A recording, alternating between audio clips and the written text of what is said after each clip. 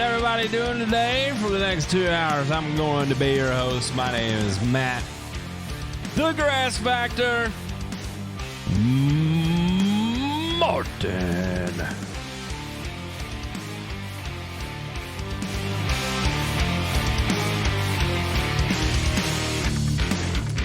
Yeah, had to bear with me today. I just left the eye doctor. My eyes are fully dilated and the monitors are just absolutely blinding me right now. So luckily I took all my notes, actually handwritten notes, in my what a shameless plug, but my LCN lawn journal here.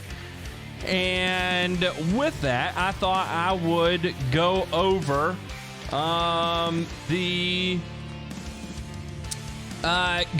the Joe Rogan Experience podcast with Frank von Hippel.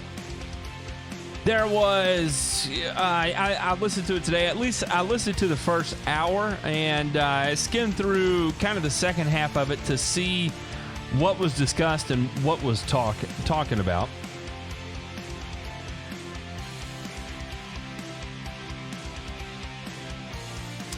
So I'll do my best to give it justice as far as everything that I wrote down. From that, there was definitely some good things. There were some honest things, some truths as far as what was going on, but there was also some bad information. Maybe not necessarily bad information. I'll just say dated information. And from the standpoint that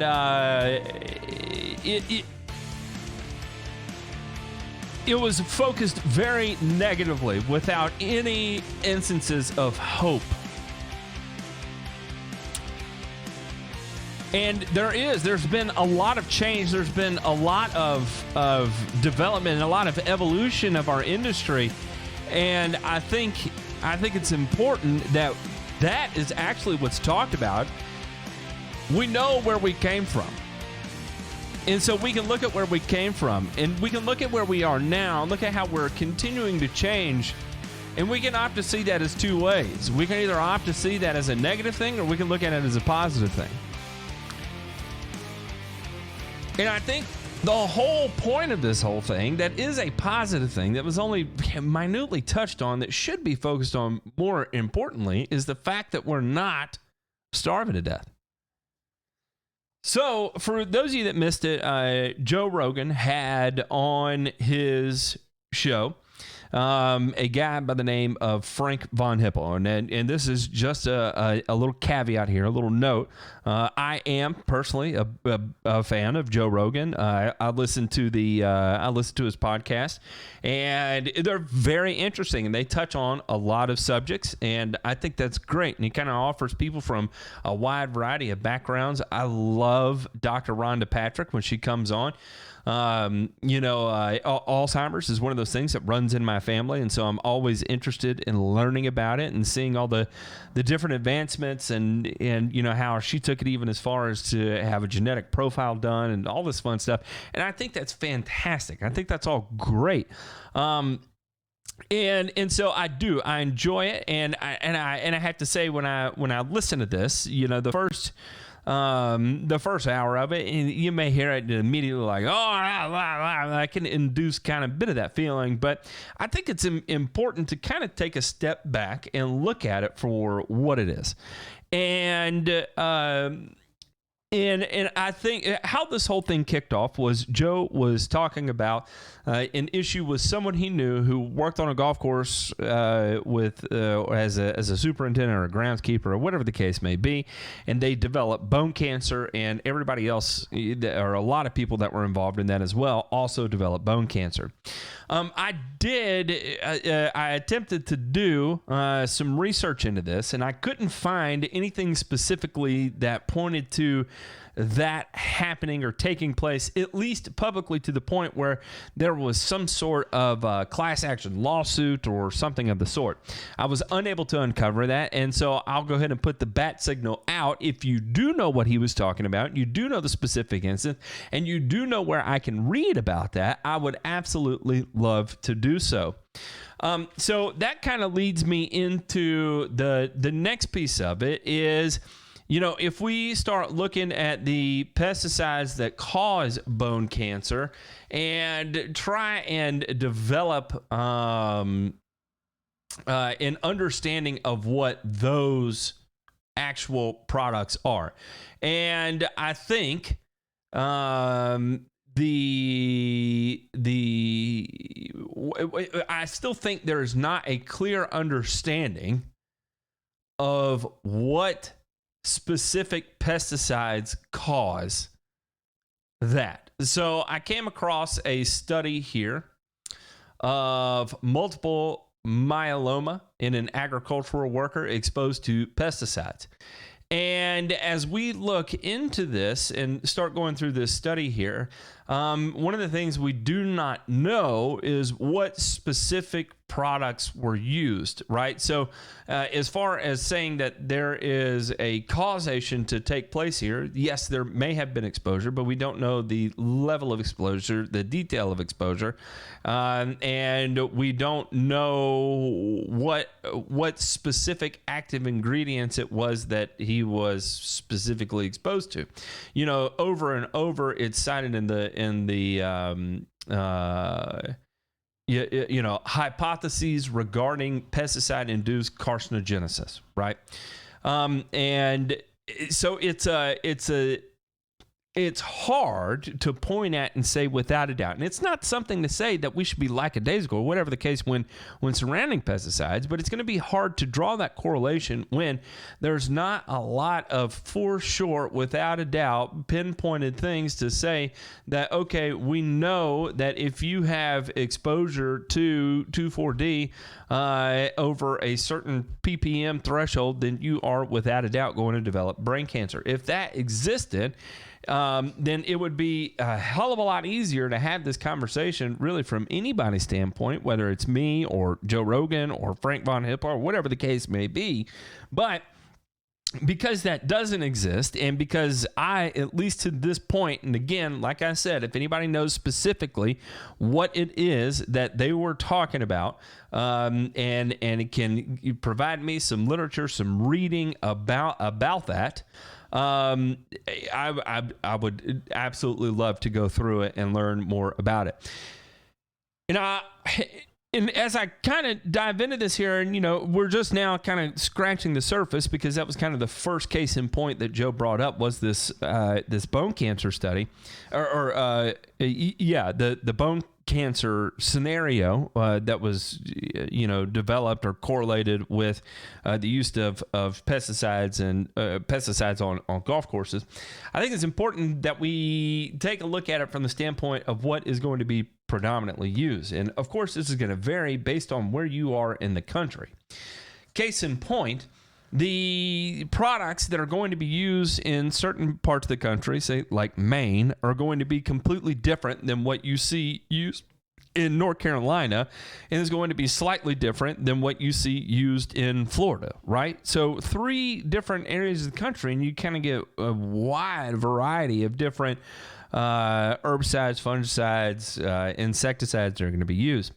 Also, kind of the other piece of this too is that, insecticides specifically are one of those that oftentimes catch a bad rap because you are physically killing something, right? And when you attach that word killing and a neurotoxin to these things, and it correlates back over to human health, and you start to think about it from a human health perspective, that it ultimately could affect you the same way as well. But I will say that of all the words that end in "side" that are least frequently used, it would be insecticides in turf.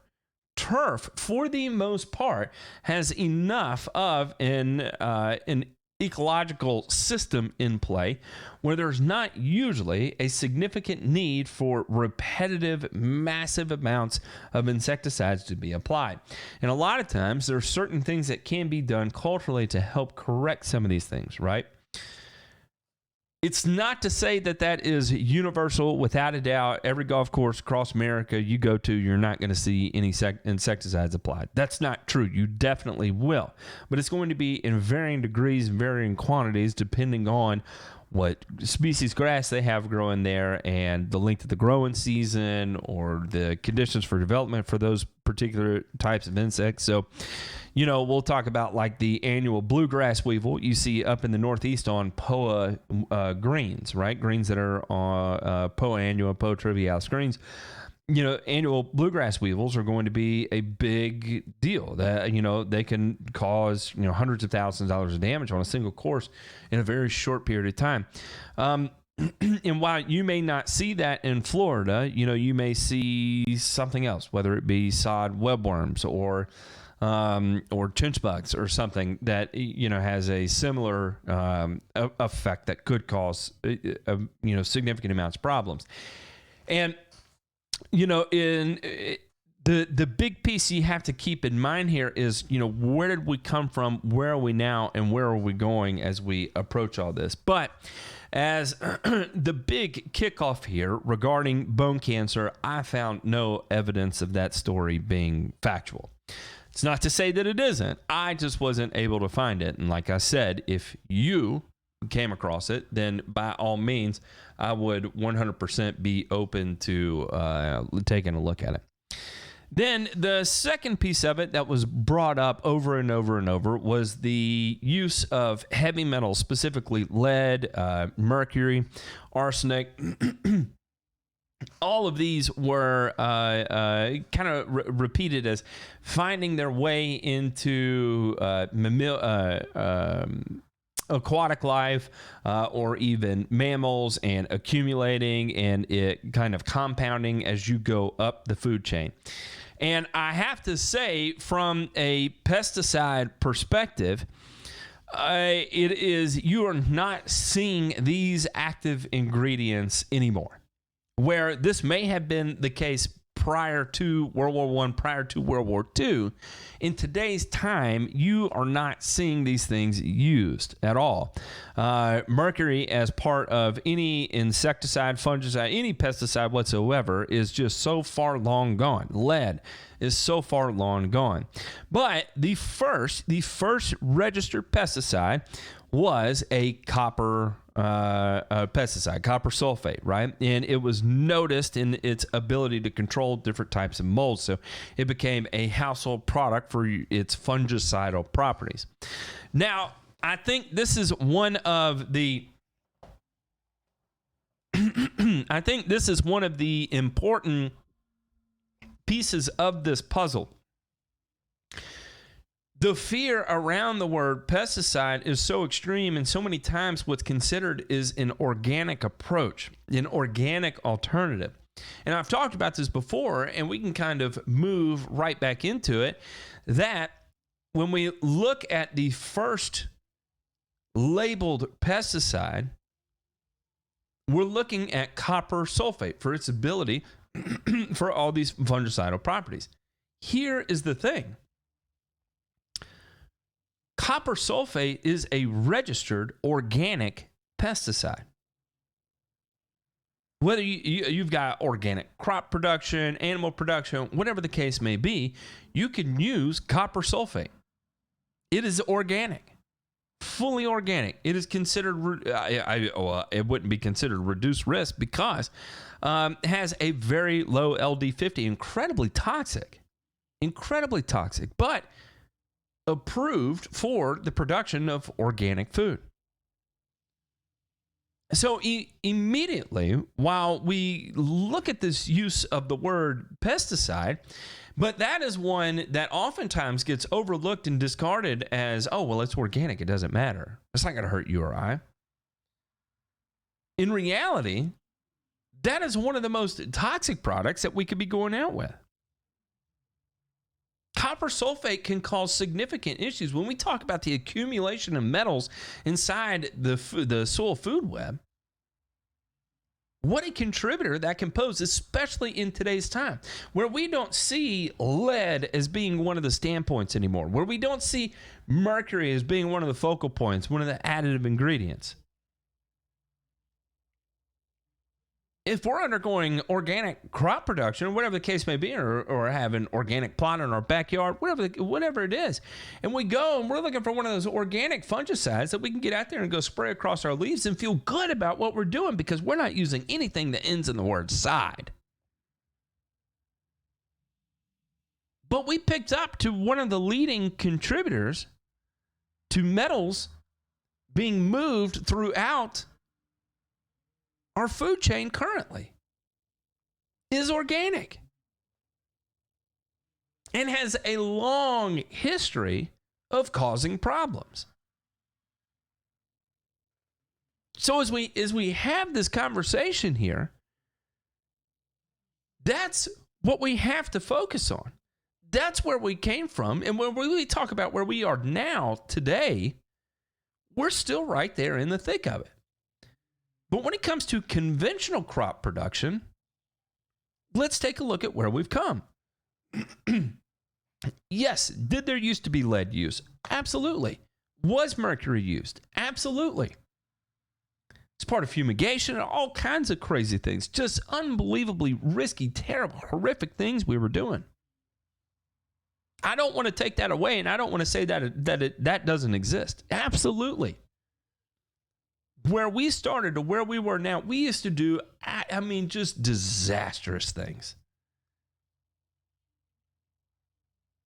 Using any kind of mercury-based product to control weeds or whatever it is you're doing with it is not good. Using lead in a similar scenario is not good. I think it's understood at this point that if you're reaching for diesel fuel to go smoke off a field, that is not a good idea. That is not an environmentally responsible thing to do.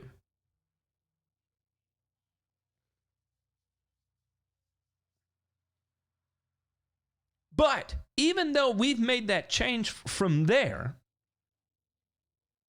where those products are not even available anymore, thank goodness. The evolution to where we are now, where we're using something like a sulfonylurea, where we are applying in 1/2 ounce of this material across an acre.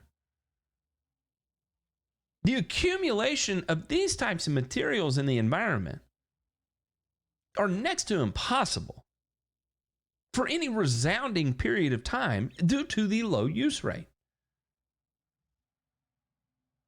And that's where we are now. In terms of herbicides that are dominating crop production now, one of the big ones is tenacity, mesotrione, HPPD inhibitor, an analog from an allelopathic chemical produced by the bottle brush plant. Overused in lawn care, in my opinion. Topramazone, the same class, HPPD inhibitor. Heavily used, one of the fastest growing in terms of use products, those two. And then we move into the sulfonylureas. Those also used extensively. Extremely low use rates. Very effective. Probably overused in crop production. But those have come and taken the place of where it used to be thousands of gallons of MSMA and copper sulfate and whatever else it was that we were applying at the time.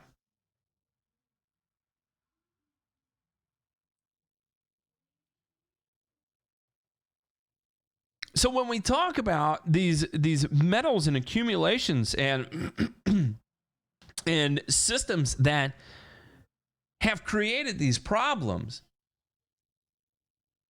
to say that we stopped learning there, in that we just gave up and we called it good and said, nah, that's what we're going to do and we're just going to continue this way, is a complete and total farce. And I feel like that designation, that distinction of the evolution of how we handle things like crop production, how we handle things like conventional farming, has improved significantly. We have made huge strides. Even in terms of residual leftover that passes through to our food supply. is nowhere near where it used to be. And that piece was not looked at all. Real quick, I'm going to take a break. When we come back, we'll start moving into one of the scenarios that was brought up, which included the Inuit people and all this fun stuff. You're listening to Turfs Up Radio, your industry, your station.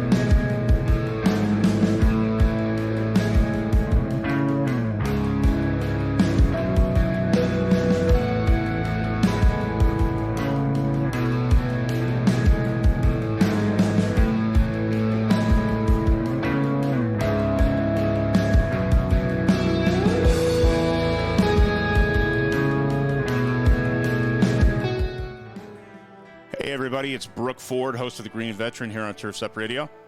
Be sure to check me out every Saturday morning at 11 a.m. Eastern. You're going to hear some great one-on-one interviews with green industry professionals. We're going to talk about best business practices, highlight innovative products, and also provide some insight into some new emerging technologies in the field. That's The Green Veteran, airing each Saturday at 11 a.m. Eastern. And remember, Turfs Up Radio, your industry, your station. Hey Green Industry Pros, Turfs Up Radio is celebrating what a great first year we had and wants to give you $100 just for being involved. That's right, all you have to do is visit turfsupradio.com/shout out for 100 and follow a few easy steps. When you hear your name live on the radio, we're going to send you a crisp $100 bill. So be sure to visit turfsupradio.com/shout out for 100 to claim your cash. And remember, Turfs Up Radio, your industry, your station. For Green Industry News, this is The Turn.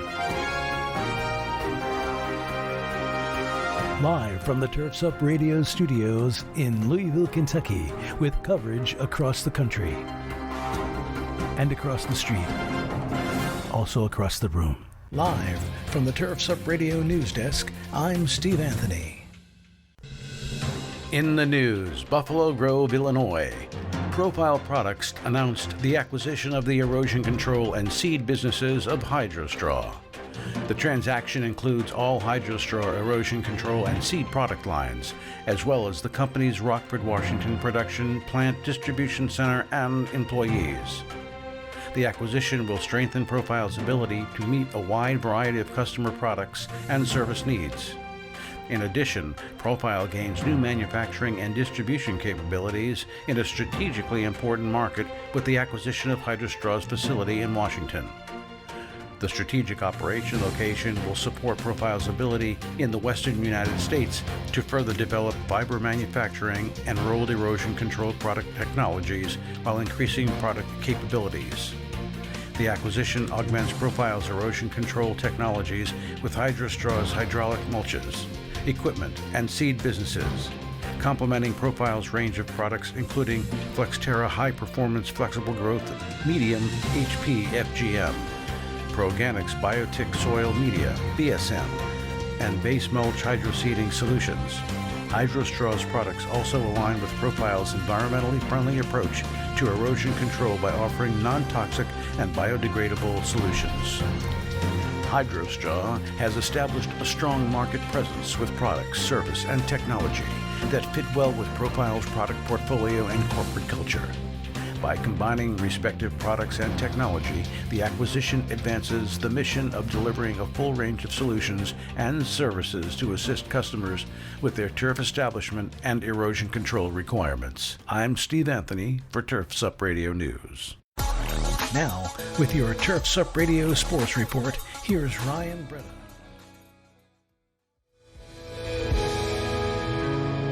What? We'll move into sports later. For those of you wondering why I'm wearing sunglasses, I had my eyes dilated. I had to meet with the old eye surgeon earlier today. Good news: do not need to have eye surgery. I've got. Originally, they thought it was a macular hole in my eye, but I do not have a macular hole. I had a blood spot on my eye.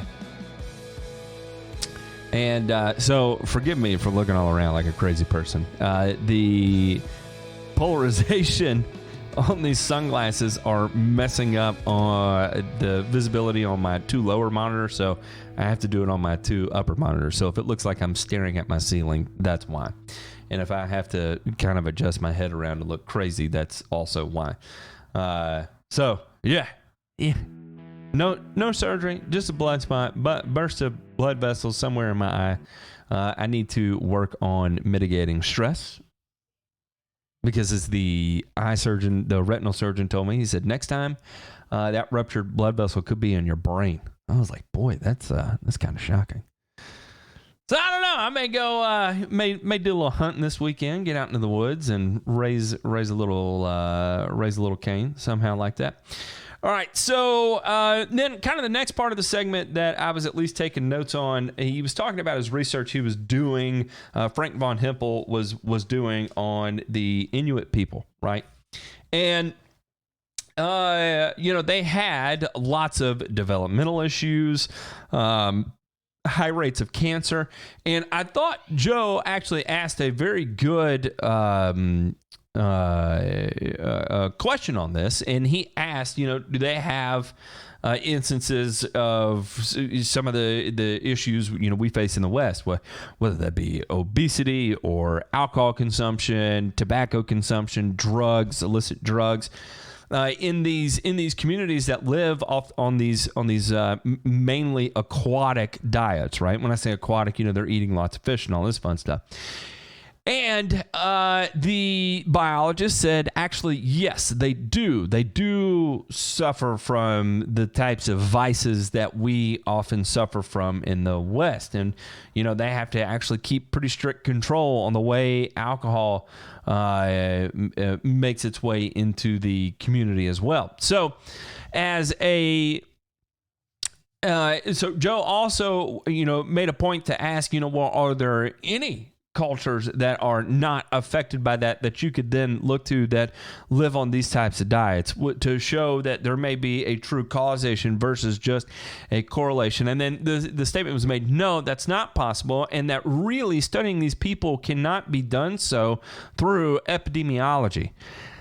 Because the pools are too small. And so it kind of leaves you in this weird statement, right? That okay, we're shining this great alarm on something that's I got to be careful how I say this. It is important. It is important. I didn't understand that. Wow, I don't know why all of a sudden Bixby decided to hear me on that. I did not say anything about it. I think it's important that we do understand where we come from so we do not make the same mistakes. I think that's incredibly important. And I think it's important to have a firm understanding about how those mistakes in the past still affect us today. I think that's important as well. But I feel like if you're going to shine light on that, it's also important that we shine a light on the steps and measures that have been put in place to make sure that we're not going back there, and to show the corrections we have made. Because that is equally as important.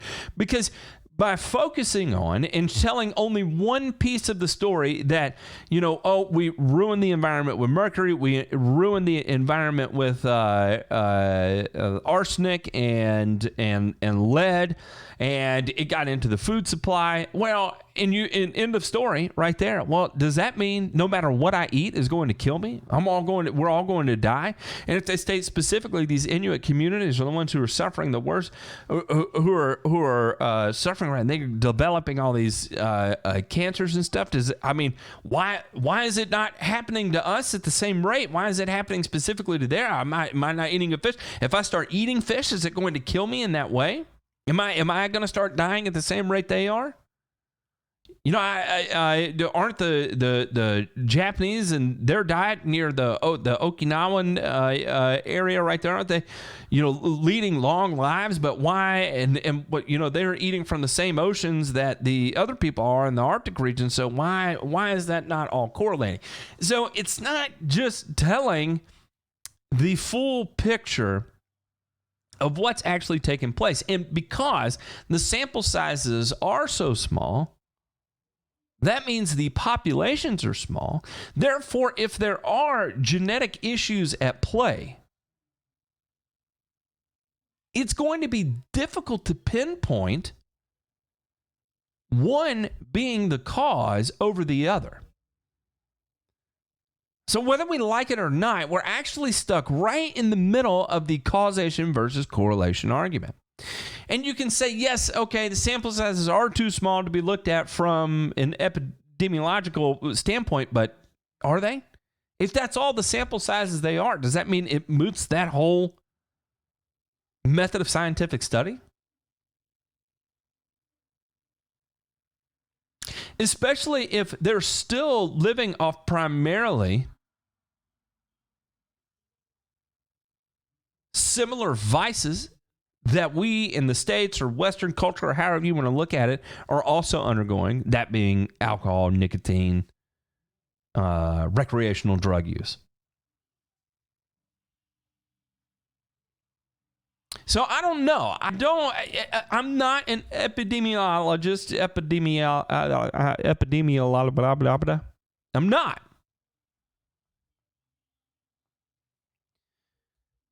So I don't know. I don't know what the right answer is, the wrong answer is, and I'm not educated enough really to give an opinion on this one way or the other. All I know is that that's not the entirety of the story. And if that had not been brought up, it's one of the things that can get misconstrued into something it's not.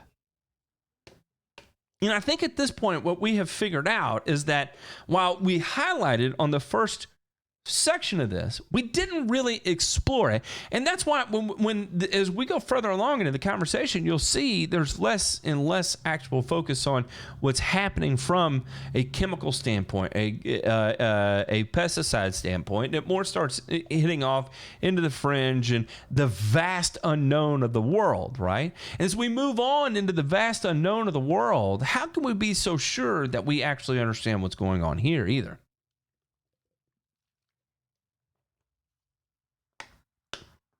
From there, this is where the conversation into insecticides really started, right? So we started looking at the old organochlorines that were used, so DDT and others. And one of the points that I thought was very important and fair that was brought up about how typhus specifically was put into significant check by controlling the lice by spraying on powdered DDT.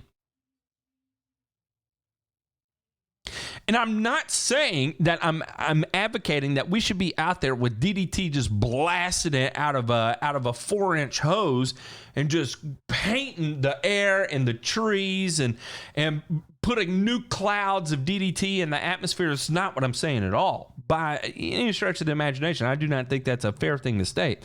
But at the same time, we look at how many lives did we end up saving in these scenarios by controlling the lice that was spreading typhus.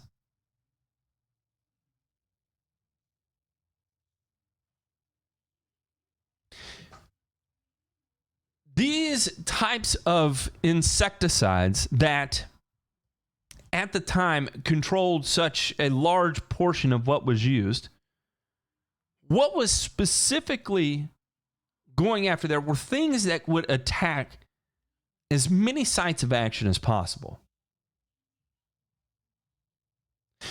The more sites you attack, the greater the potential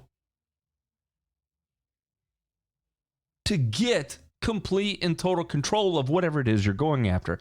And I'm carefully using the word control versus kill in this scenario.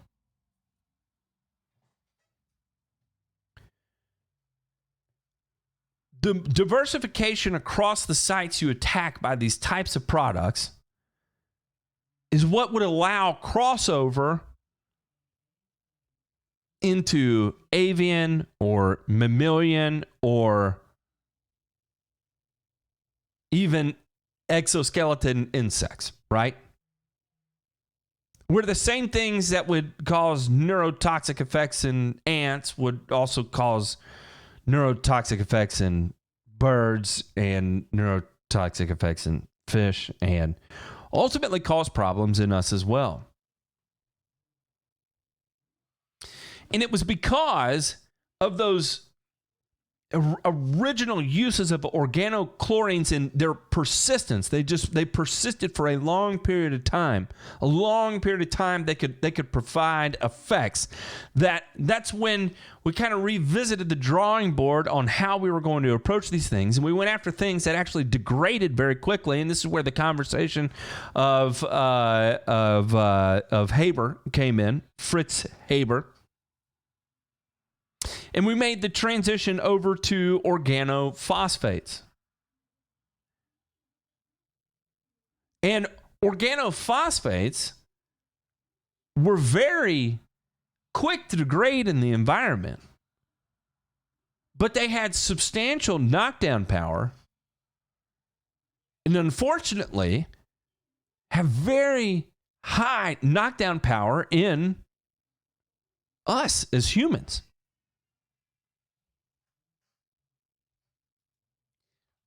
There is no doubt about it. Organophosphates are bad news if misused. And I'll give you some names of the types of products. Malathion, chlorpyrifos. Malathion was pulled off the market. Chlorpyrifos, which is also known as Duraspan, restricted use only in specific instances. Diazinon, gone. The rest of these, diclorovos, not used. Phosmet, not used.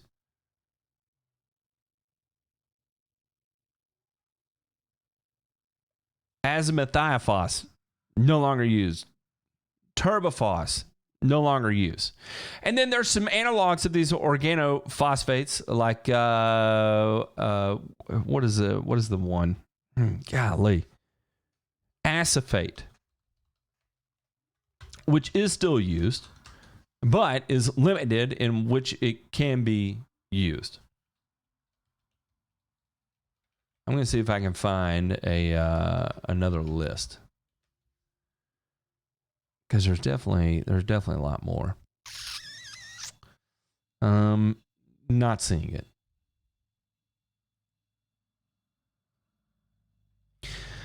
So as we transitioned away from things that are persistent to things that are short-lived, unfortunately, now we've come across something that has pretty intense effects on the human, right? And it's kind of like we almost traded out, one bad for another bad, right? And it's a tough position to be in, and we can look at it from this standpoint, right? At the end of the day, no matter how cleanly we try to keep things, we have to look at it from the standpoint of, are we affecting human life?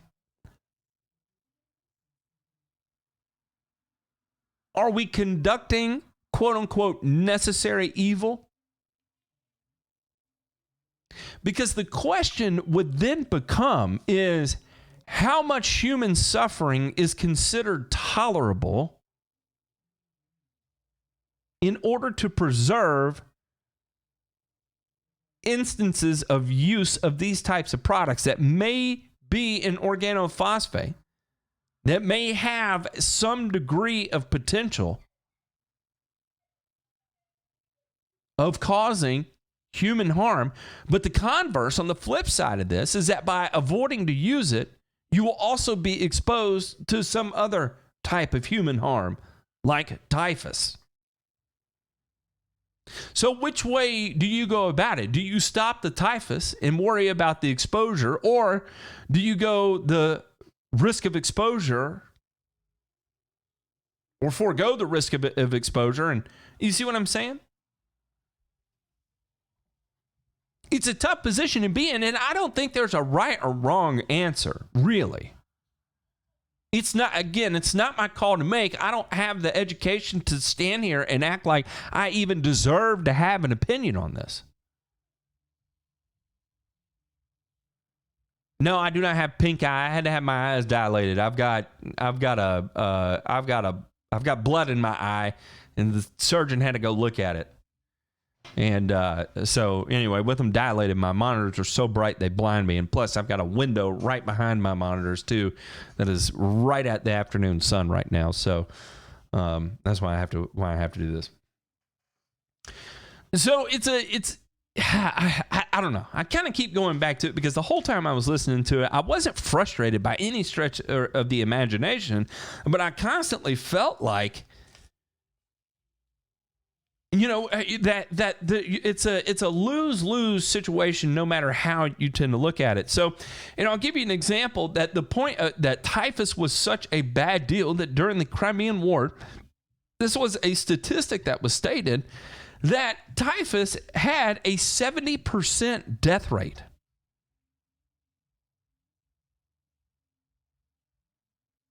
A 70% death rate. That is extreme.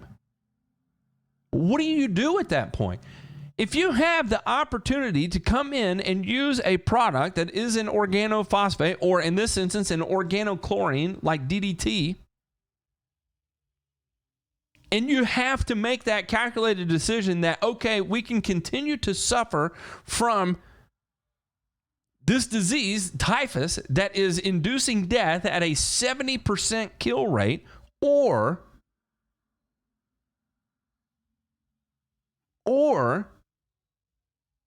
do we contend with whatever we have to pay back in the grand scheme of life on the back end of deciding to go ahead and use an organochlorine, and that the exposure may cause a long-term health effect, but at least in the short term, we're going to survive and make it to the next day, to the next meal, to be able to support a family, to be able to pass on genetics. What is the right answer there? I don't know. I'm not qualified to make that call. I'm not qualified to put a dollar value or on suffering, on human suffering. I'm not qualified to give a dollar value on what is the value, what is the dollar monetary value on a life. That's not me.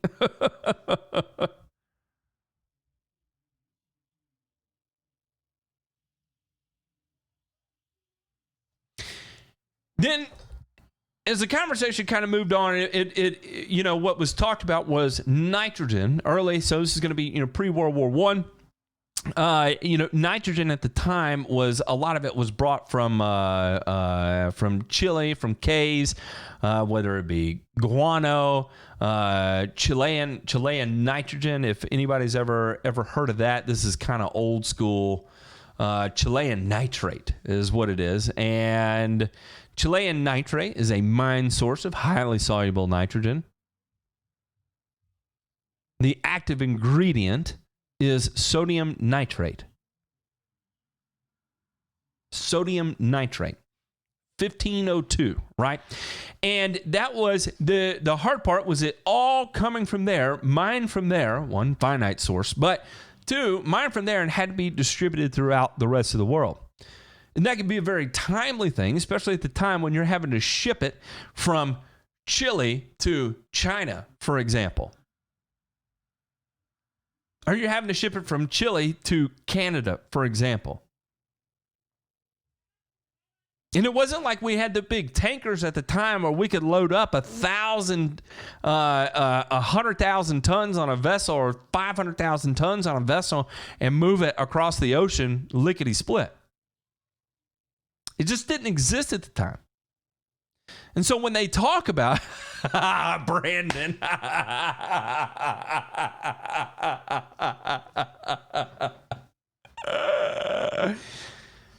so when we talk about, and this I felt like wasn't necessarily, you know, highlighted real well of the greatest technological advances that we faced that allowed humanity to continue on. It was the development of the Haber-Bosch method of pulling nitrogen from the atmosphere and converting it into a usable nitrogen form for the production of crops.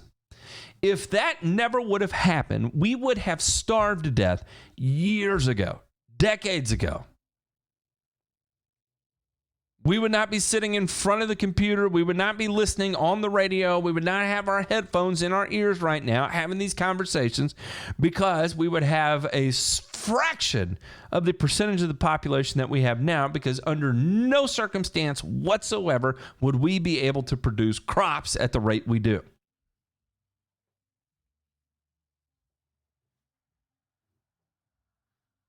And that's why it's also kind of a catch-22. Also, when you hear about crop production, oh, we need more organic crop production. Oh, we need more of this and that. And, blah, blah, blah, blah, blah. Like, listen, the focus that we need to have from this point moving forward is, it all comes down to this. How do we continue to feed the expanding population? Because if we want to do things in the most precise, environmentally positive way as possible, without any sacrifices whatsoever, we have to be psychologically prepared for people to start starving to death.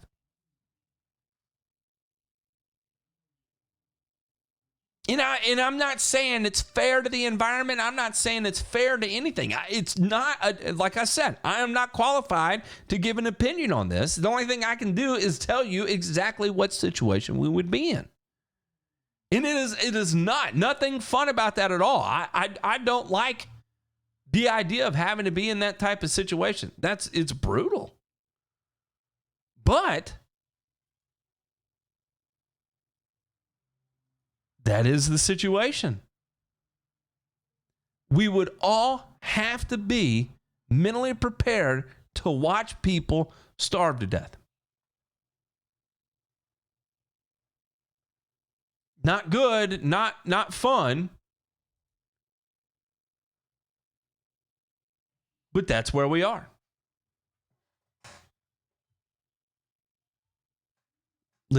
Look at John Borden here. You Ray Charles son of a bitch.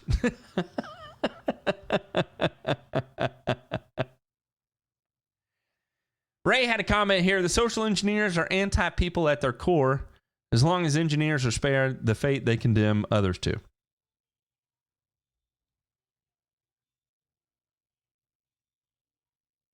And you're exactly right. You're exactly right. Boy, I tell you what, I am struggling over here with. You'd be surprised how difficult it is to continue a conversation without being able to see real well. I'm used to looking at all kinds of different things and having. I don't know. I just didn't realize how much I used my eyes during this at all. All right, real quick, I got to take a break. When we come back, we'll continue to move on this and kind of let that sink in for a little bit. All right, you are listening to Turfs Up Radio, your industry, your station. Ryan Breda. What's up, Turfs Up Radio? This is Ryan Breda giving you today's sports report. After 2 more positive coronavirus test results, the NFL has announced that the Pittsburgh Steelers and Tennessee Titans game will not be played in Week 4. The announcement comes a day after the NFL said the game, which had originally been scheduled for Sunday, had been postponed to Monday or Tuesday. The Titans players were reportedly shocked about the NFL's announcement. In NBA news, Doc Rivers has agreed to a deal with the Philadelphia 76ers to become their next head coach, according to ESPN's Adrian Wojnarowski. Rivers was dismissed as the Clippers head coach on Monday, and he was rapidly put into the mix for Philly's head coaching job. And lastly, the Atlanta Braves finished off the Cincinnati Reds on Thursday by shutting out the Reds 5-0 in Game 2. Marcell Ozuna broke the game open in the 7th inning after hitting a 2-run home run, then faking taking a selfie as he trotted the bases. This is the Braves' first playoff series win in 19 years. That's it for the Sports Report. This is Ryan Breda reporting for Turf's Up Radio. Your industry, your station. Now, back to you, Steve. Thank you, Ryan. Now let's turn to your weather across the nation. Here's Turf's Up Radio's own meteorologist, Abby Lancia. Hello everyone, this is Abby Lancia with Turf's Up Radio reporting your national weather forecast. Today is Friday, October 2nd, 2020.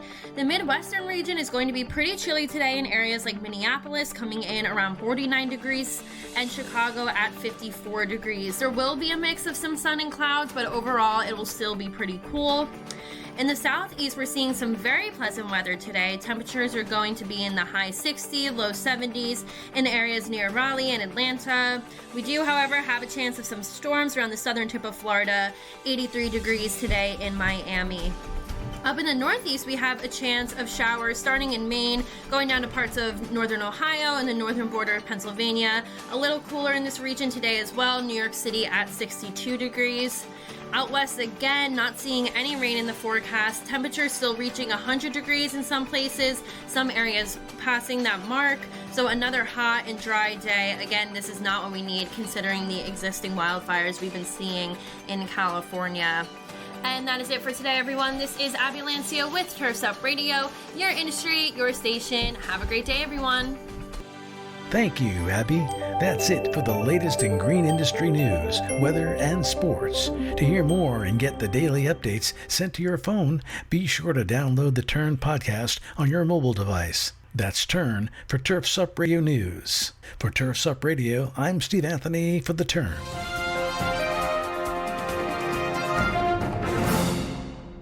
Are you a military family with a spouse on deployment away from home? Did you know that nonprofit Project Evergreen has thousands of volunteers across the country ready to help military families with lawn, landscape, and snow removal services? We call it Green Care and Snow Care for troops. If you are a military family and would like to receive this free service, or if you'd like to volunteer to help, visit projectevergreen.org. Project Evergreen, creating a greener, healthier, cooler Earth, 1 yard at a time. And it is 5:05. That means it is time for the Lush Factor. Lushy, what are you doing? Just sitting by the fire, relaxing. But no beer. What? I've gone sober October, brother. Sober October, good for you. What are you drinking over there? You having a diet cola? I am having a diet cola, a little Diet Coke right now. Do y'all call it Coke or cola, pop? What is it? It's Coke or soda. No pop. no pop. No cola. Cola you might get. You would just get a regular black cola if you ask for that. But yeah. It's so funny. That's so different around the country. Yeah, it is. It's all Coke in the South, right? There's you don't hear pop or cola here either. When you go up into New York and it's pop. Yeah, it freaks me out. It gives me the heebie-jeebies, to be honest. I just realized, boy, this sober October thing sucks. So I just realized I just mixed Diet Pepsi and Diet Coke. That is disgusting. Kudos for you having the wherewithal to even want to attempt things like that. That ain't me. I'm excited because it's going to be no look back November and dark out December. I mean, it's gonna be get drunk January. We'll catch right up. What are the plans this weekend? I don't know. Maybe just tool around, clean up the garage, kind of just smoothing out, doing some follow-ups, fertilizations that we did out on aeration and overseeding. So just a few weeks back now, we're just going out and hitting them a little more GTMF. and a little Carbonex, actually. We just give them a light little taste of that. I think at 2-3 pounds per 1,000 on that. Boy, that sounds exciting and lovely and beautiful. Well, let's see. We've had an excitement of brake lines going today. What? Oh yeah. I got a call from Shane. I just want you to know I'm back. The brake line. It looks like the rear brake line blew. Are you home safe? Yeah. I'm home safe. All right. I'll take care of it when we get home. Lushy, I got to know, who did you make mad, man? No, nobody. That's an old truck. That's the original OG. That thing's a 2003 F-150 that is, as my neighbor says, doesn't owe me a dime. Yeah, but a cut brake line, a fractured brake line. I don't know. You're up there in Boston, man. I know y'all people play on a different playing field up there. We can. I don't know. I have had a tire sliced in 20 years of living here, but I have a good feeling who that was. That was an old neighbor. Good. I'm glad you got to the bottom of that one. Yeah. Well, I got in the way of his drug addiction. What? What is what was that movie with Wahlberg, who was up there? He's from somewhere up there in Boston, and he fought a lot. And he fought. That was the fighter. That was about that one particular fighter. I honestly forget. I am not a historian on Boston. He was a cop, and he was trying to blow the lid on some kind of undercover thing, and he had a term for Southies or something is what they were calling the guys. Southies. Yep. That's that was a different one. That was about the mob that was up here. Yeah. That was about Whitey Bulger. And yeah. Yep. The Departed. Was that your childhood growing up? Was it really like that? No. I didn't grow up I grew up in the suburbs. I don't know what that means. Is it different? Is it different from Boston proper? Boston proper. What you see in the movie stacked on top of each other. I mean, there's like an alley between a house. Maybe a 3,000 square foot lot with a 2,000 square foot house on it. Yeah. And they're just stacked all up on each other. And that's, Dorchester, Quincy, they're just apartments. I mean, in where I am, and we have parts of that in the center of our city, and I'm in the center. I mean, I don't have a big lot, but then you go out, 5 minutes and you're out into, we call the farm country or the woods, and they're 20, 30,000 square foot lots. You're in Attleboro, isn't that right? That's correct. So when I look at the map and people are talking about South Boston, Attleboro to me is South Boston, but that's not what they mean when they say South Boston. No, they mean like it is Boston proper. That is where you see the cluster when you look at a map of the city of Boston. They're talking about the bottom end of that. Okay. I thought that was Attleboro. I guess not. Yeah, no. This is the other thing I realized too, is that distance up in the Northeast is not the same as distance in the South. Like if I'm talking about South Knoxville, I'm talking about 30, 50 miles south. Yeah, and so we have y'all are talking about like 3 to 5 blocks. Yeah, we have South Attleboro, which is the other side of the city. It's still people think it's a different town. They use it the people that live down in South Attleboro, they use it. I'm like, get your own fire department. That's fine. There is a town next to us called North Attleboro. So, but we all joke. Anyone that lives inside the Attleboro area, there's some youth football hatred that was built up because there was 2 different leagues that used to argue with each other, which have all now since merged and get along. But there's still old rivalries out of there. I know. I hear like there's an undertone of y'all just really wanting to start fighting. We're getting ready for the winter. Yeah, you just can't get away from it, can you? I mean, it's always lingering there that at any moment now, a fight might break out. It's not that dangerous. Okay. I mean, a blizzard could roll through from how you describe the Northeast. A blizzard could roll through at any moment and be locked in here for 6 to 8 months. Yeah. And that in the middle of some sort of block war will break out. Yeah. like we're in the middle of watching Judge Dredd. Yeah. And we are drinking cola.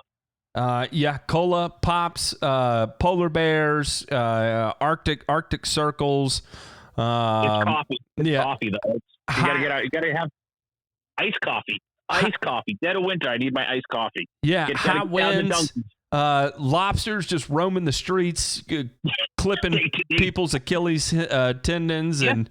Yeah, the South has snakes that come out of the toilets. We have lobsters and crawfish. Yeah, I don't know, man. That freaks me out. I don't know what y'all got going on up there, but boy, that is something else. But yeah, we do have snakes down here. Do y'all not have snakes up there? Yeah, we have little tiny baby ones. Get out of here. Yeah, we have little gardener snakes. I mean, I've seen more snakes in the past like 3 months, which accounts for like 5 than I've seen in like probably 6 years. What? And yeah, and they're like maybe a foot long. Get out of here. Oh yeah, we don't have snakes. We do have one in one of our parks that is living in the sewer system that connects underneath it. Because every once in a while we find this big long skin that's probably about 5 or 6 feet long, because it goes up and over the railings to shed its skin. So there's one of those floating around. Well, I guess there are some advantages out there. I didn't put 2 and 2 together, but you're right.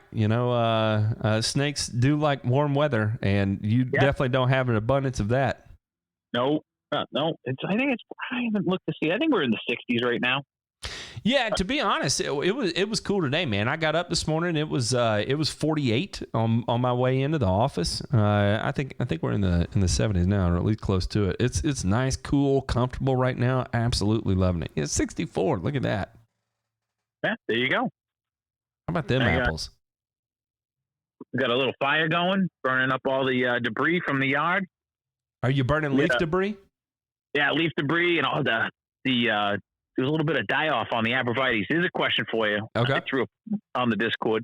Is it a abrevietie? Is it a needle or a leaf on a green giant abrevietie? Technically, it's a needle because it's coniferous, but however you want to call it.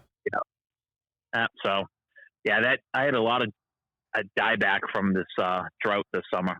Oh, yeah. Here's the other thing, and I'll kind of give you a little inside baseball on that. When we had the big drought here, it was kind of odd. We had a meeting of sorts among the landscape community where one of our extension agents, and I'm completely drawing a blank on his name, Dr. Vandergriff and Neil Denton, put together this short course. They called it a short course, and they invited all these people in to talk and specifically talk about recovering from that drought. And what was so odd was a lot of the coniferous plants all came out of dormancy that next year, but every one of them were smoked with Ceridium canker that next growing season. I mean, it was so bizarre. Went through the winter, the next year when everything's really starting to turn green and all that fun stuff, Ceridium canker came out of nowhere and just wiped out, massive amounts of plants. Leland cypress, it looked like someone had gone out there and set them all on fire. It was unbelievable.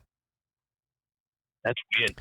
So anyway, those people were talking about how, the effects of the drought, even though they may not be realized in the short term, you may notice just random plants seeming to fail over the next 3 years or so. So that may be something you'd be prepared for. Did they offer any advice, like maybe going around and doing a fall application of like antidesicant or? Oh, no. It was educate your customers on that the plants do not enjoy being in a drought, and if any of them are not in pristine condition, this is probably the button that will push them over the edge, whether they like it or not. So get ready to start replacing plants. Hey, I'm glad I don't do any shrub care or anything like that. Thank goodness. I don't. No. You should start getting into vertical mulching if you haven't done that. I think that's one thing you should take up. Yeah, was that with the drill bit? Yeah. Get you a drill bit, start drilling holes in the ground, filling it with all kinds of random things. Anything I can find on the side of the street, stuff it in there. Lobster shells, snakes. That's actually pretty good. You know, a little the organic there, get the fish farm going. Yeah. You throw some lobster shells in there, full of calcium carbonate. It's like organic lime, but it's regular lime. It's organic regular lime. It is regular lime, but it's organic. And that's one of the, I used to have somebody talking to me about using seafood shells all the time. Like, oh yeah, you grind it up and you put it in your garden. It just does amazing, does absolutely amazing. And you're like, oh yeah, you could do the same thing with lime. No, you can't. You can't. There's something special about that. And I'm like, well, I don't know. Yeah, I think it's just calcium carbonate, but we'll pretend like it. Yeah, you're right. One of the things, I don't know if it's a trend anywhere in the South along the seashore where they do the ground up clamshells for the driveways. Oh yeah, well they do it all over the place here. No, they don't.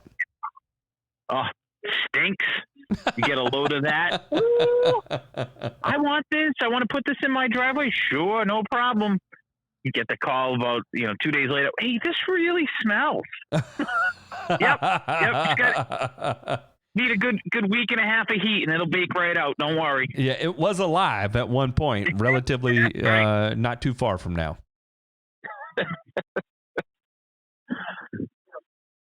So, well, how's everything down your end? It's good. Just another beautiful day. Eye doctor said my eye's going to be fine. It should correct itself. No. I have actually been under the weather all week, so I have not listened. What you do to your eye? Oh, I had a blind spot show up in my left eye, and so I went to the eye doctor and they scanned it and they said, well, you got a macular hole. And I'm like, man, what is a macular hole? And I'm talking to all these people. I reached out to the Lawn Tools. He's an optometrist. And he talked me off a ledge. He's like, listen, you got to calm down. Quit being a girl about this and just, get it figured out. I was like, okay. So anyway, I went in today to go meet with the surgeon to get his take on it. And he put some different scanners on my eyes and some more powerful lenses and stuff. And he said, I've got a blood spot in there. I ruptured a blood vessel in my eye. And basically he told me, he's like, you need to figure out a way to keep your blood pressure from getting so high.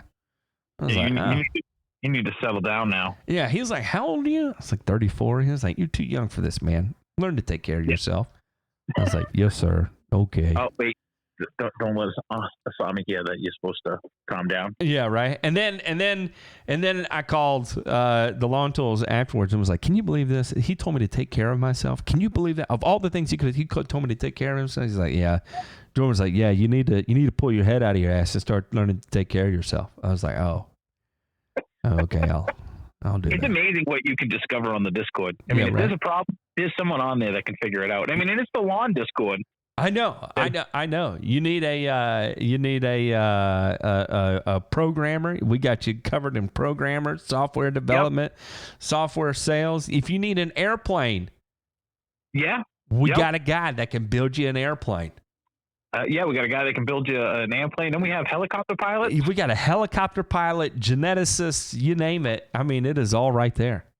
Yep, we have fire suppression specialist. We have what was another one that was a good one? We have a rocket scientist. We do. We have a rocket scientist. Yep. I had a buddy who his neighbor was being a total tool bag and decided to put a camera right at his house because he was saying he was doing all sorts of stuff to his yard, and he's like, no. So I put up on the Discord, hey, how do you disable a camera? And without touching it from your own property. I'm telling you, within, honest to goodness, a minute and 30 seconds, it popped up. Green lasers. You just need a green laser to aim at it. You won't be able to see anything. What? Yeah. They came back with, just shoot a laser right at that camera. That camera won't see anything. Boy. I started checking the comments on this. We have chefs. We have Breaking Bad chefs. This is true. That was an interesting conversation. Yeah. I forgot about that one last night. That was a good time. I was reading that this morning. I'm like, what is this?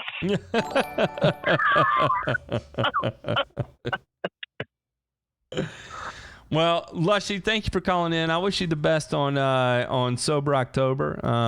Better you than me is going to be my take on that. And tell the family I love them, and have a good weekend, sir. I will. You too. All right, and you going to everybody? You gonna sign me out? You want to take you out? All take right, me I'll out. take you out. You are listening to Matt, the Grass Factor Martin, on your station for your industry, Turfs Up Radio.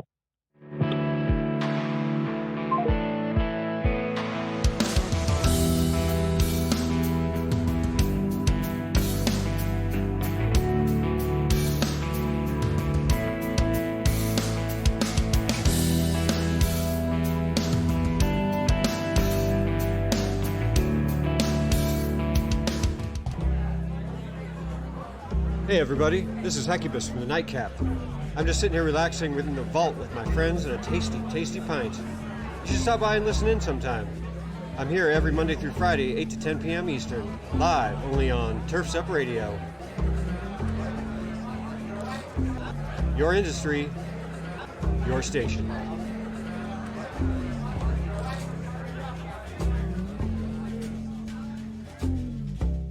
Every Wednesday night. Uh-oh, guess what day it is? Hump Night with The Duck. 7 Pacific, 10 Eastern. Only on Turfs Up Radio. Hump day? Do we have to put up with this? The Rock! The hot place! You're not the top. Did I say something wrong? The Duck. On Turfs Up Radio. Turfs Up Radio. Your industry, your station. Are you a military family with a spouse on deployment away from home?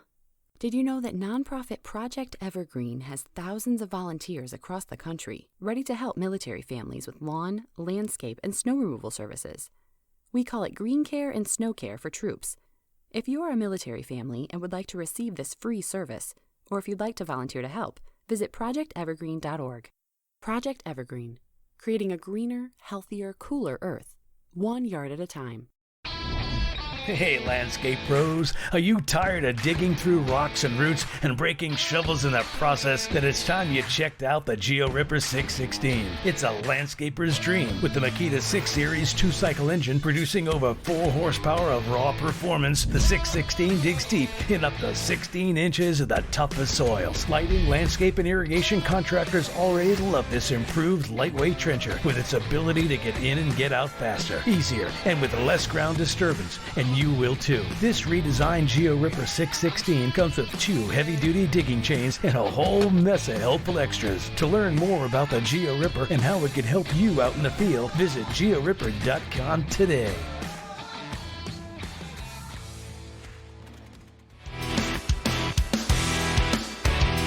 All right, we're back.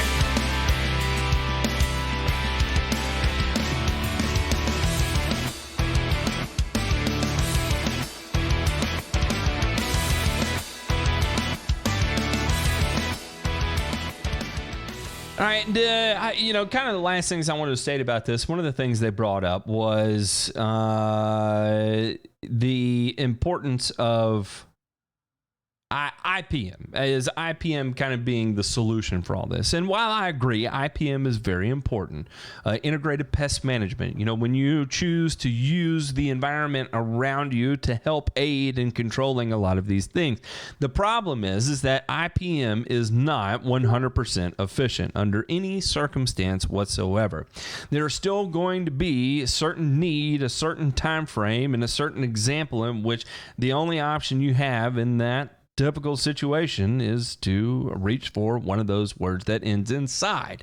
And we look at it even from the standpoint, and people talk about, oh, well, lawns are this, lawns are that. But the reality of this situation is this. Lawns actually do provide a very important, significant environmental advantage. Number one, its ability to clean water is unparalleled due to its ability to generate organic matter in the soil, which acts as a house of sorts for lots of live biology to be able to break apart these things that can accumulate in the soil, or whatever the case may be. Diseases and all kinds of other stuff magically get processed as water moves through the soil, and these bacteria just get to working on it. So there's that piece of it. And then also from the standpoint that so much that is captured, and from a carbon aspect, from a carbon dioxide aspect, so much is captured from our turf grasses. In fact, even more than our forests or even grasslands are.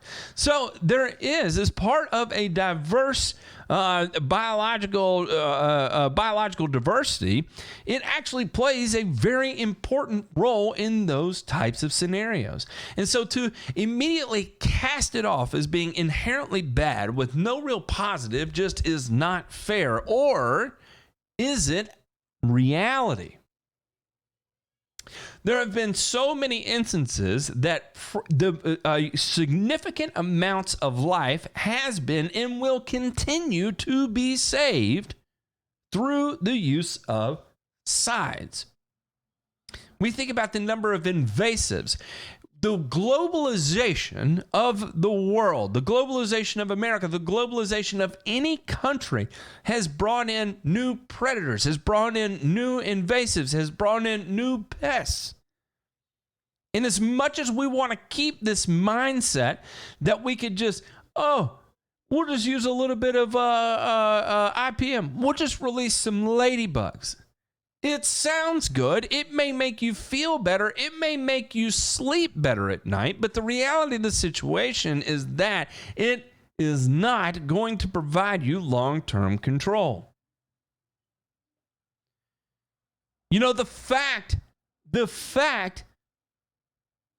we look at Dutch elm disease. We look at the loss of our ash trees. Without the use of sides, there is nothing we could do to slow the spread, the development, and the loss of an entire species of tree. The only thing we could do in that type of scenario is reach for a side. A ladybug is not going to eliminate the emerald ash borer. Now we have the Asian longhorn beetle. All of these things play an important part of what makes the world go round. Are we leaving an unfair mark on the planet? I don't know. That's beyond my level of knowledge.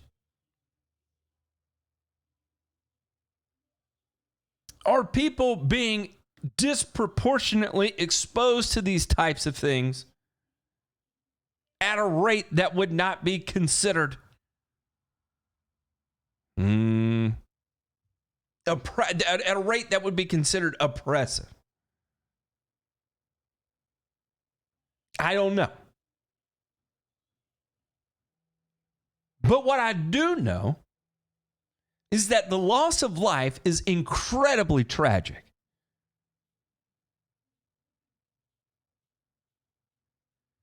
Incredibly tragic. And we have, chances are, everybody listening right now has lost someone in a horrific way. In a way that's unfair. In a way that's unpredictable, in a way that absolutely pains us for an extended period of time. That still stings when we think about it. If that could be avoided, whether it's death through, as Telly mentioned here, malaria.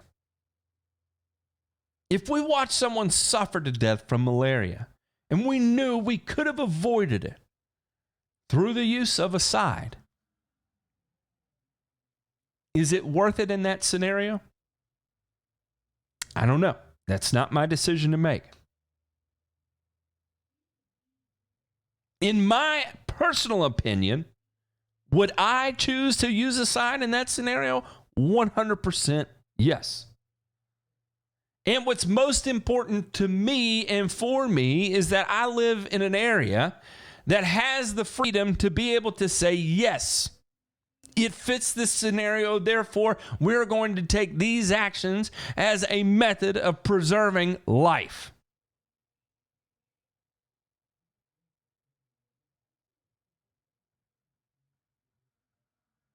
Watching the development and the evolution of humanity to me is fascinating. And especially now that I have my own offspring in this world, I want to give them the same opportunities at life that I have and more. So in that instance, if I need to, I will use a side. It's important that all of these things at the end of the day be done so with one missing piece of the puzzle that exists and probably isn't speaking enough about. I will say that. But these things used responsibly. The responsible use of any side. And one of the reasons I like to do this YouTube, the reason I like to do this radio, the reason I like to have on the guests that I have on, is that we can take an education first standpoint for the realization, the reminder, and re-education of responsible use. It does not cost anything to be a steward of the environment. It does not cost anything to favor life.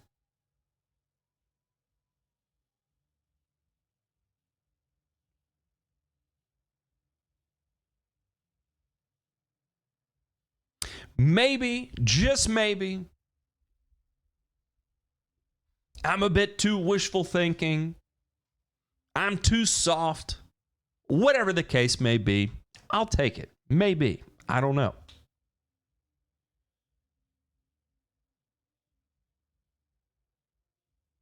But in these instances, I will err towards the side of where science currently exists.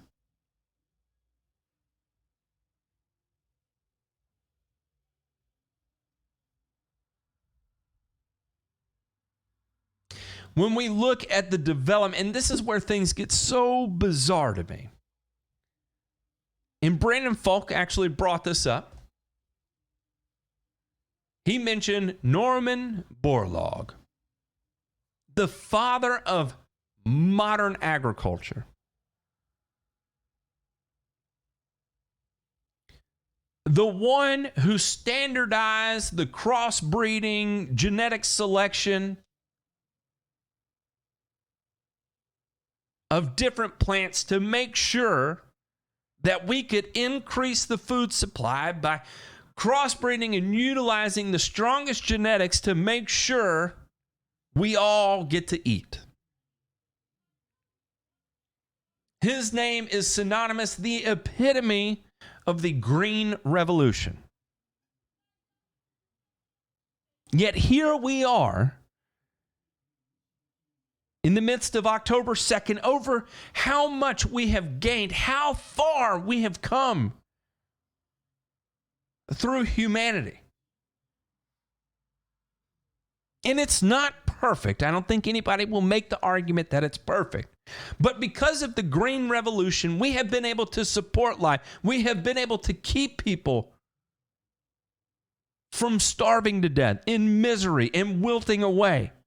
Brought food to the masses. As Ryan pointed out, won the Nobel Peace Prize. That's exactly right.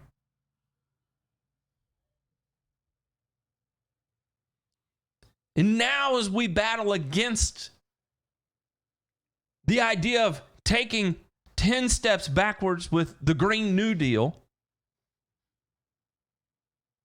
and I'm talking about it from the standpoint of redefining the way we use electricity, redefining the way we use, and I'm lumping this in one, this is not a political thing, I promise you, but redefining the way we use pesticides, of eliminating them all. We all go organic, and we're all going to use our yard as gardens.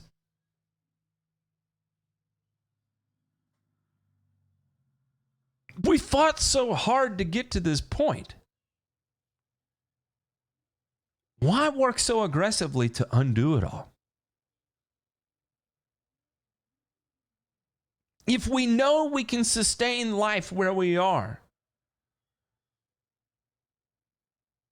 why be so catastrophic in undoing it? Bits and pieces, scientifically studied.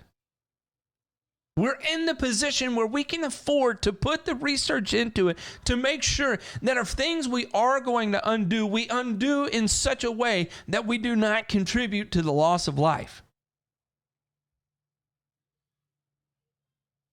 And this is going to sound disgusting and horrific, and I hate even saying it over radio, but I do want to appeal to your emotional side in this.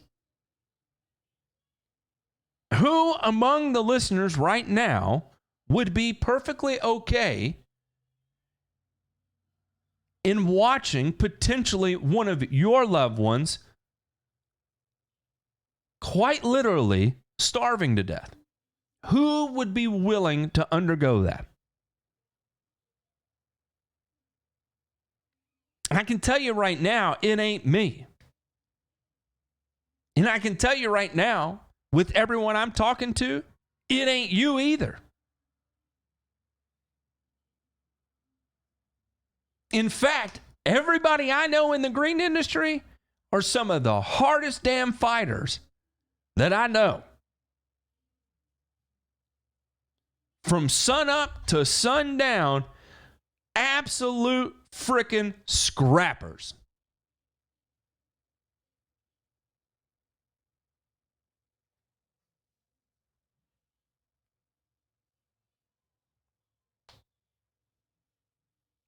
We have reached a level of civilization where this can be conducted on a trial basis.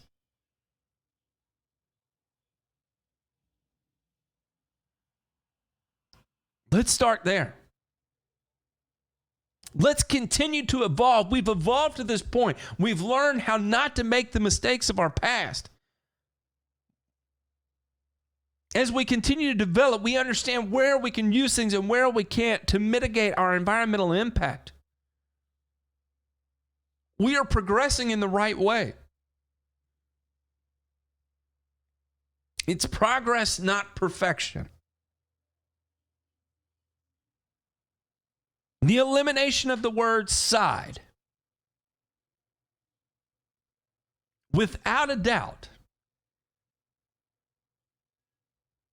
would lead to mass catastrophe.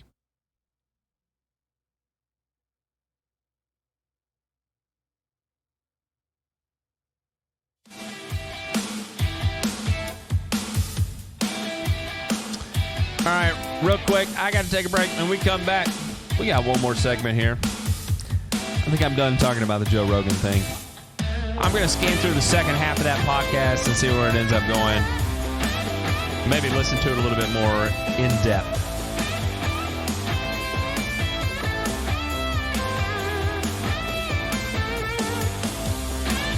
You're listening to Turfs Up Radio. Your industry, your station. Hey everybody, this is Hecubus from the Nightcap. I'm just sitting here relaxing within the vault with my friends and a tasty, tasty pint. You should stop by and listen in sometime. I'm here every Monday through Friday, 8 to 10 p.m. Eastern, live only on Turfs Up Radio. Your industry, your station.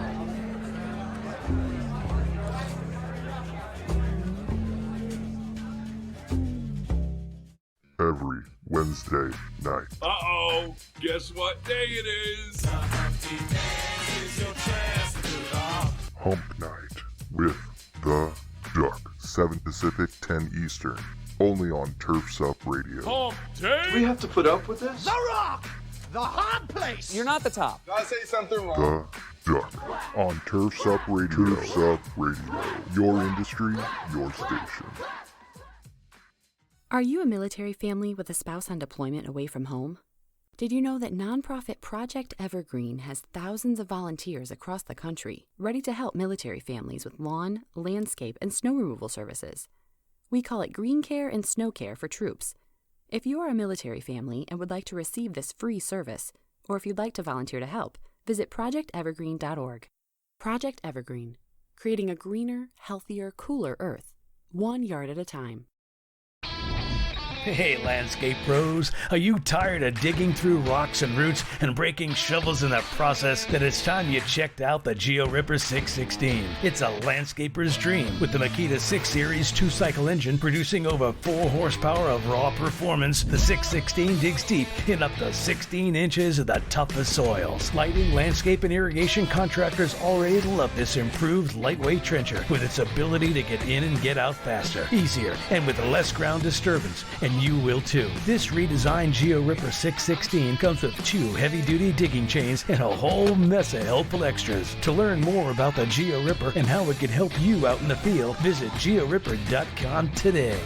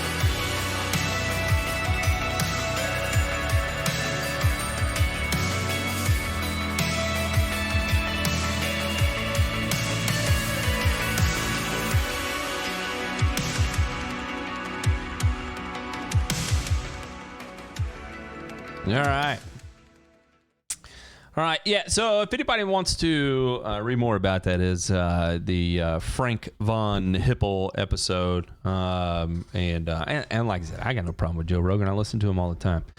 And I think he's got some great information there. And one of the great things that really excites me about this is, even though, like Norman Borlaug has been, spent an entire year working on genetics to be able to push yields into higher scenarios.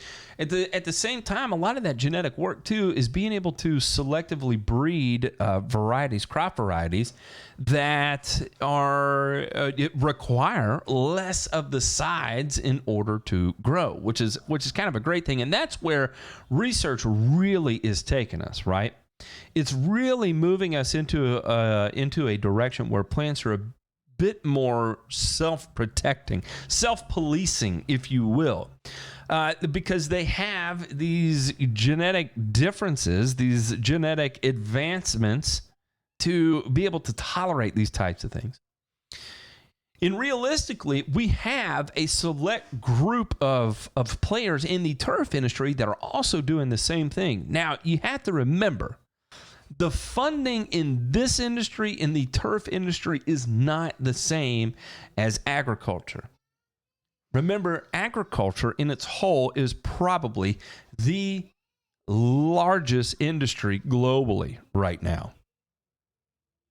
Maybe not in terms of dollars and cents, but as far as who it affects, the largest.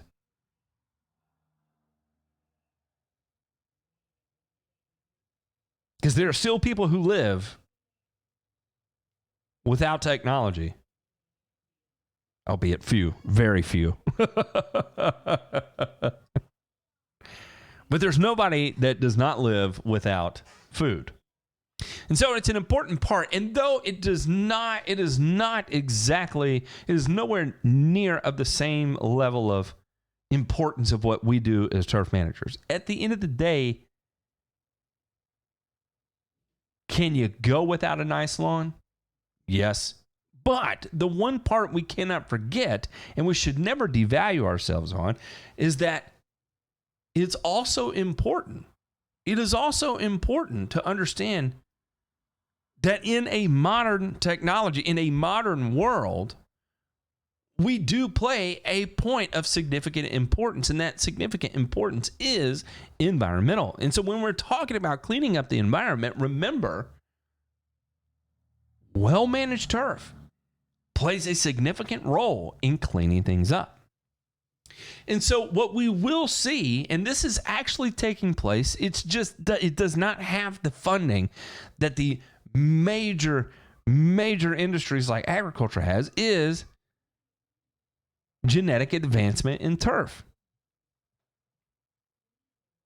We look at, for instance, the whole premise behind the NTEP trials is to be able to visualize and put quantifiable data on the genetic advancements of different turf types. We see things graded as being less susceptible to brown patch, less susceptible to pythium, higher drought tolerance. That is huge. That's important. Because I promise you, nobody reaches in their pocket to go spray a fungicide purely for the standpoint that it would be fun to do today. And if you do, and if that is your mindset, that you are going to go spray a fungicide because it sounds like a good thing to do, or it just feels good, or you're bored, get out of my industry. Go somewhere else. There's a million other things that you can spray that do not have environmental impact that you can reach for. You can fill it up with water and go have at it. Go spray your 2 gallons. Feel good about yourself. If you feel the need to go throw down propiconazole or azoxystrobin for no real reason other than you want to spray something, get out of my industry. Go home.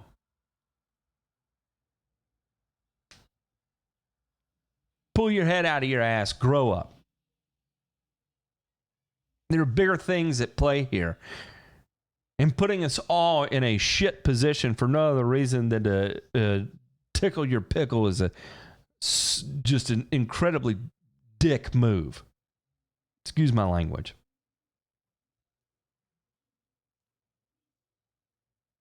So that's why we see these genetic advancements coming on. And that's why I get excited when I see the developments taking place. Ryan mentioned ProVista, these different types of ProVista. You're seeing it in bluegrass. You're seeing it in St. Augustine.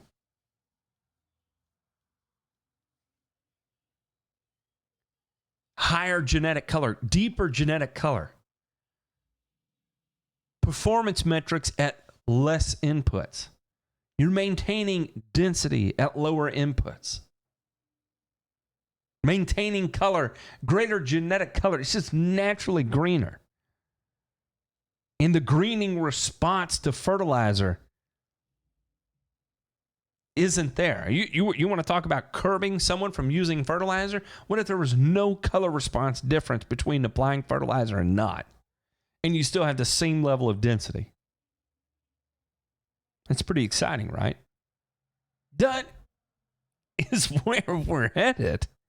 Like, that's the path we're on. Now, there's never going to be a complete and total fertilizer-free plant. Probably not, in my opinion. But again, I'm not qualified to give these types of answers. It's beyond my level of knowledge. I don't have the education to even have an opinion on that.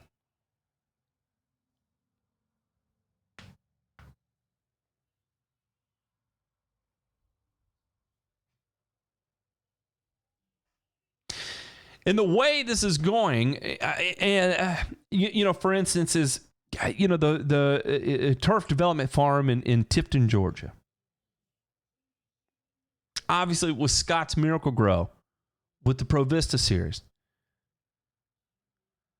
The crossbreeders that take place out in Oregon right now.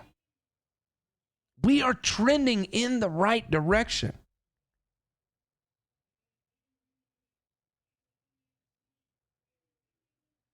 Let this continue to evolve. Innovation is a very serious, important, powerful thing.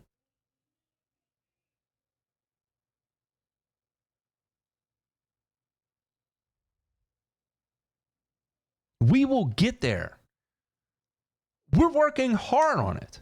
We're working incredibly hard for it.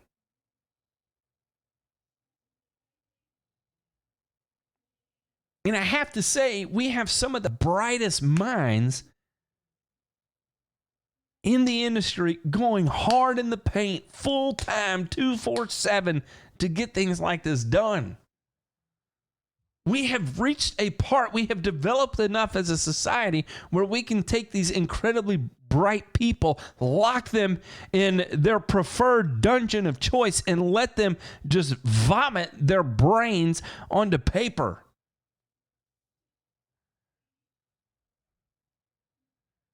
I say dungeons because some of these smart people I know would prefer to work in a dungeon than in an office or have to communicate with people.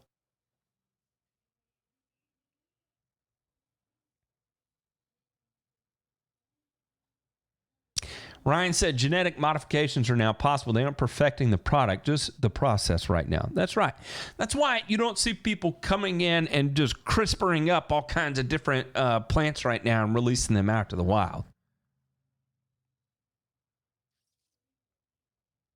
You have to remember there's so many different pathways involved in plants that it's difficult to go in and just make one or two minor alterations, you know, like especially for some critical portions of the plant, you know. So, you know, it's how do you get to the point of being able to alter light tolerance in turf types that have high light dependency?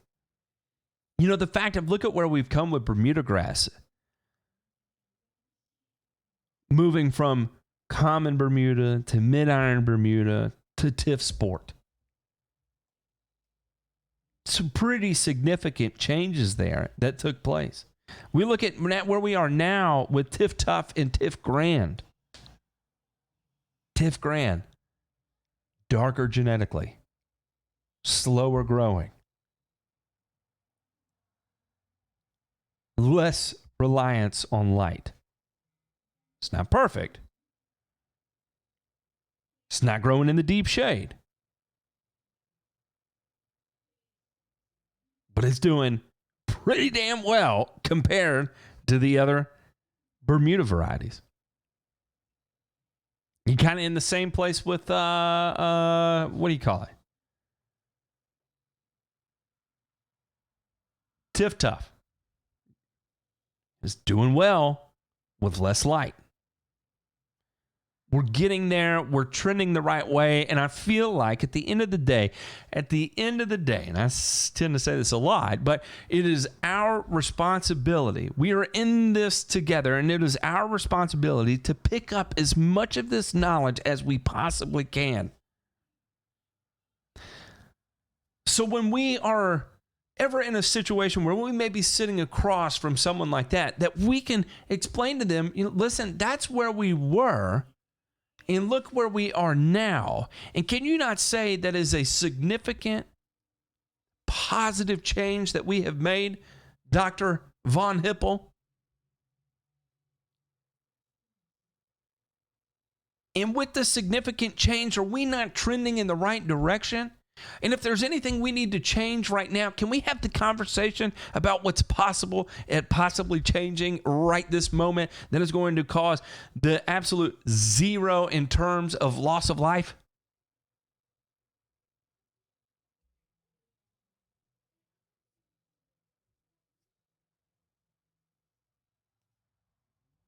We will get there. We are getting there. We're trending the right way. We're continuing to develop. No one has come into this industry and said, stop what you're doing. The evolution of lawn care, of turf management ends here. Turfgrass science ends here. No more.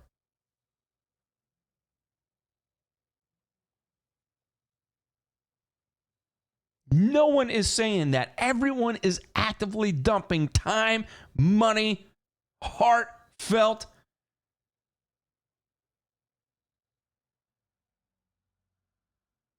energy into this.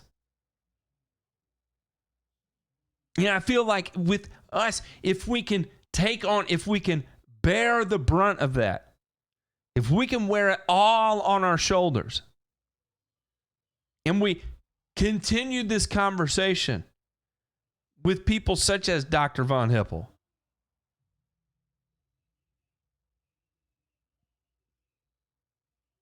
and get them to see it from our perspective at how far we have changed. I'm sure that guy has seen things. I'm sure. There's no doubt about it. And he probably has a career where the only thing he has been able to do to this point in his career is focus on the negatives. I get it. I totally get it. But there is a positive side to all this. And that is our responsibility. Continuing to do things agronomically sound is our responsibility.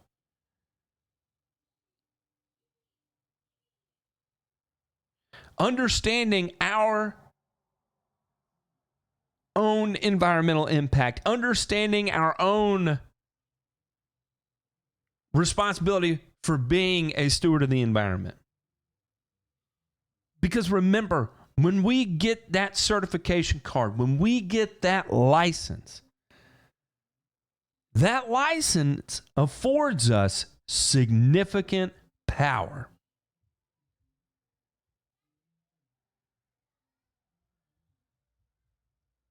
We must take and bear the responsibility of that power with pride, astuteness,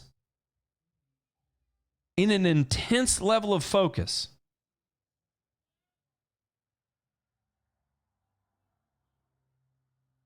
Because remember, we can cause such catastrophe with that. But at the same time, through proper use, education, good, sound judgment calls, we can also do a world of good. And we can provide immense pleasure. And for us, the applicator, it can be incredibly rewarding. Physically, spiritually, emotionally.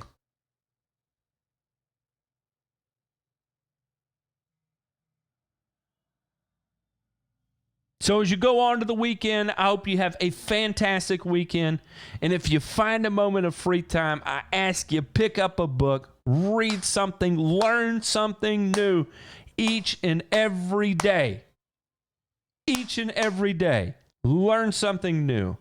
Put it in the bank and get ready.